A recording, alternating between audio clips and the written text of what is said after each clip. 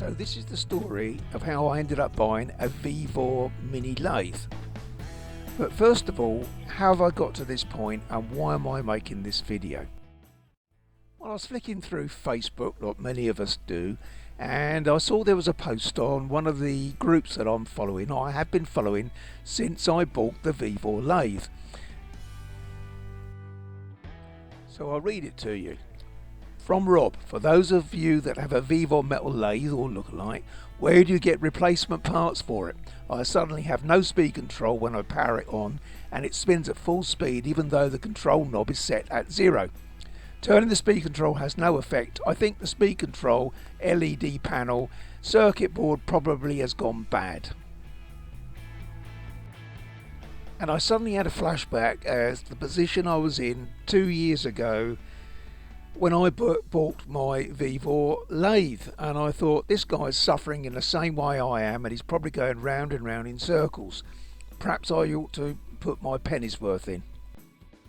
I then see that you got on Facebook there was all the normal responses from people that probably trying to help but really not helping, from changing the moffets on the, or whatever they're called, on the circuit board, to saying should have bought a Grizzly, should have bought something else. But that's not the point. He's got what he's got. How do you solve the problem? No one seems to come up with a real answer. Now, when I bought my Vevor lathe, as I said 2 years ago or so, I went through all those things. I tried to contact Vevor. I didn't have a lot of luck. My motor actually went pop. I had nothing at all. I tried to buy a replacement board. I couldn't get one, or if I found one, it was a ridiculous amount of money. I looked into converting it with a running machine motor, but that wasn't really practical. So I really was quite depressed over the Christmas period. Oh, and one final word for those that were saying shouldn't have bought Chinese, should have bought British, should have been better off with second-hand lathe. I did. I bought myself a little Myson lathe. It was quite old, admittedly, but I never got on with it. It was totally inaccurate, probably totally worn out. So in the end, I gave up with it. Now, I'm not saying that it wasn't some of my fault, and if I'd spent longer on it, I probably would have got it working. But 2 or 3 of my friends also looked at it, and we all shook our heads and said, do you know what? We're getting nowhere with this. Let's buy a new one. That's why I ended up with the Vevor. So this is my solution. But wait, hey, I didn't throw the whole lathe in the skip. I'd spent a lot of hard-earned cash on this thing, and I wasn't going to let it defeat me. Now, it may have ruined my Christmas dinner, and trust me, it did give me a lot of stress. Keep going out to the workshop, scratching my head, trying to find a solution. But a solution I was definitely going to find. So when I bought the lathe, it was well packaged. I have to say it came in a good crate in a nice wooden box. Kevin and I lifted it up and put it onto a purpose-made workbench, which was fairly sturdy, had some good 4x2 timber and a good thick wooden top. And for a while, all the motor and everything seemed to work as it should. I did think the motor was quite loud, actually. It's a DC motor and looks similar to a car starter motor, but it did function and all the controls initially did work okay. However, the machine was not set up to instantly use out the box, because I just assumed that it would be. I'm no machinist, I'm no engineer, I'm just a DIY guy who thought, well, a lathe is a handy thing to have in the workshop. So I posted on Facebook and I got the usual non-helpful replies, one of which was saying, oh, you've got it mounted on a piece of wood, it needs to be in a steel cradle the size of the Eiffel Tower, and it then needs to be bolted through to a concrete base, which probably should go through to Australia with some great big bolts on the other end. Oh, it went on forever. Now the thing is, as I said, I'm no machinist, so I'm not sure whether this is me or the machine. To be reality, it's probably about 50-50. I did, in the end, bolt the lathe down onto a thick piece of 1/2-inch steel across the top of the workbench, but it didn't make any difference whatsoever. what was happening was I'm trying to turn bits up and they're just ripping themselves to shreds and really having no success. So I obviously went through the various setting up the tool height, different types of tools. I bought tungsten tip ones, I had steel ones, I had different ones. Anyway, the point was sometimes it'll work fine, but probably once in every 6 it'll be okay. The rest of the time it just ripped and tore the metal. So I digress. Going back to what I said, the motor had gone pop, the PCB board had gone pop, so I just pulled the motor out, pulled all the wiring, the lot out, even the display, and I didn't put them straight in the skip, but I certainly put them to one side, thinking I need to start again. I'm just going to convert it to a straightforward motor running with some belts and adjust it on the pulleys. But then I thought, I'm not going to be happy with that. The original motor had a reverse on it. It had various safety switches on it. When the guard come down, it would turn itself off. It had a nice display on it. So I'd be looking at a brand new lathe, but in reality it'd be working on really old technology. I needed to find another way.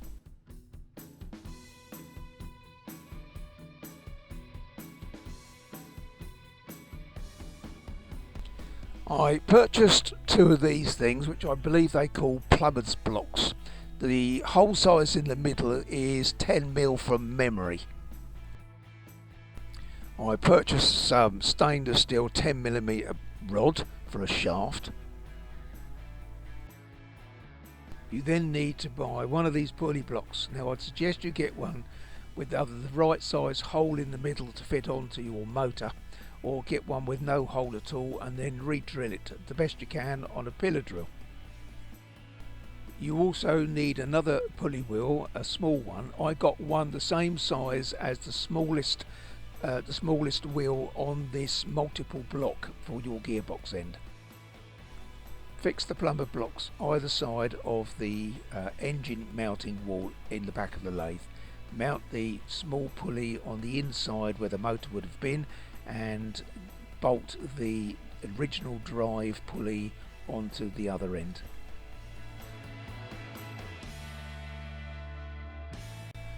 I then mounted the new motor on a hinge bracket, as you can be seen, and the hinge bracket obviously went up and down. That gave me tension on the belt, and then a threaded rod was inserted through the hinge plate with a handle on one end, and by turning the handle it moves the motor forward and backwards, which allows me to very easily adjust the belt onto the various different 5 positions. I was concerned that I would have to add additional weight on top of the motor in order to keep the pulley tight, but the weight of the motor was well efficient and it does not slip unless it really needs to, so it's got plenty of torque when it's running.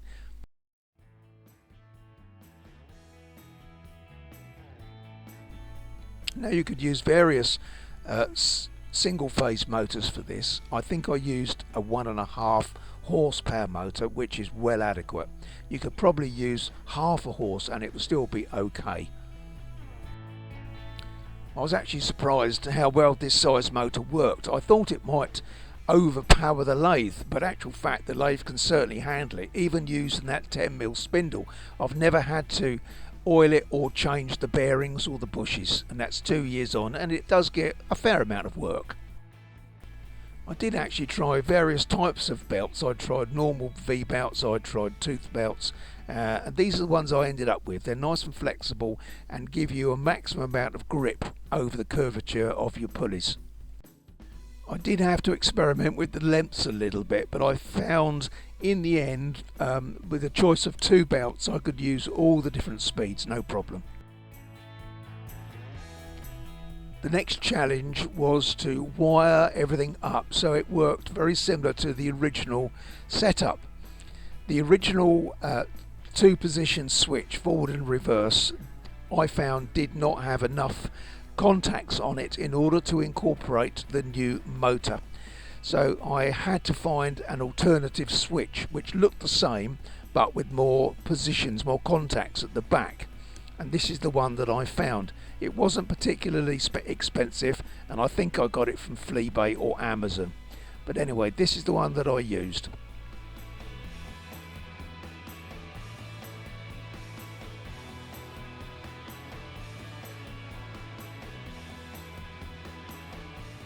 Now this is the new replacement LED. Now technically you don't need to buy one, but when I come to try and find my original one, I couldn't find it. However, if you do need to buy one, you can get one of a similar size. Again, you can utilise the original speed sensor, which you find mounted on top of the gearbox. But if you do find that you've lost it, as I had, you can buy a new sensor kit, no problem at all. However, you will definitely need a new power supply because your old power supply is on the original PCB and not suitable. Now you may choose not to use the display at all, which is no problem, but you will need to know what speed that your motor is running at. And this is easily achievable and useful in order to check your speed settings when you first turn it on.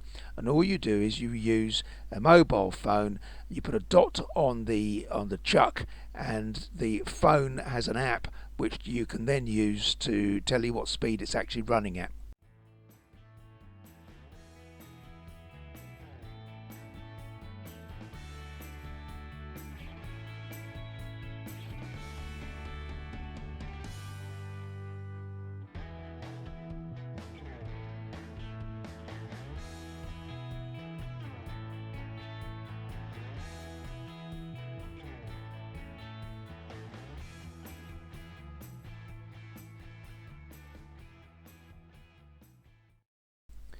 From this picture you should be able to see that I've utilised the existing pulley drive of the gearbox and the existing belt drive, and you can just about see the 10mm shaft poking through the centre of the pulley.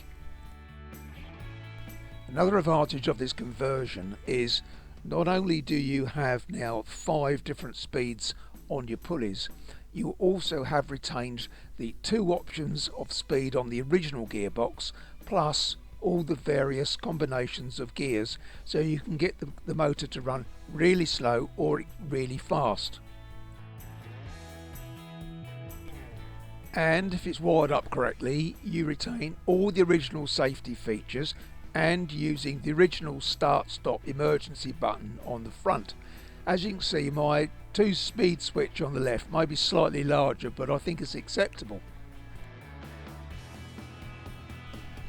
Well, I've got a separate power supply plugged in there which just operates the LED display. Most of the time I don't even bother plugging it in because I already know what speed the machine's running at.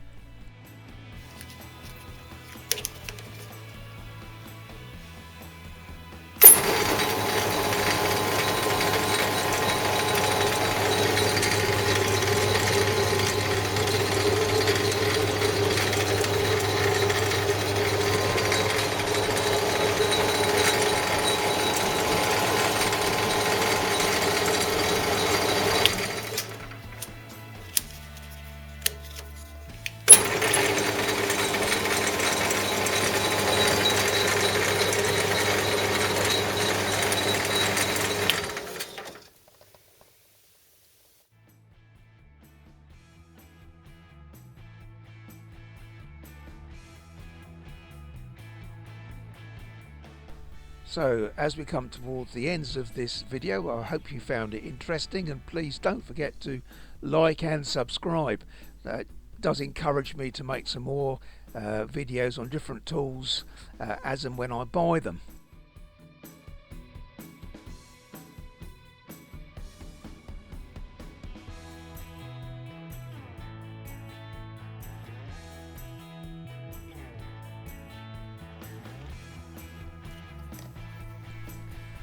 I'm not going to show you how to wire this new machine up, as I think that it's best that you consult someone who's a qualified electrician if you're not capable of doing it yourself.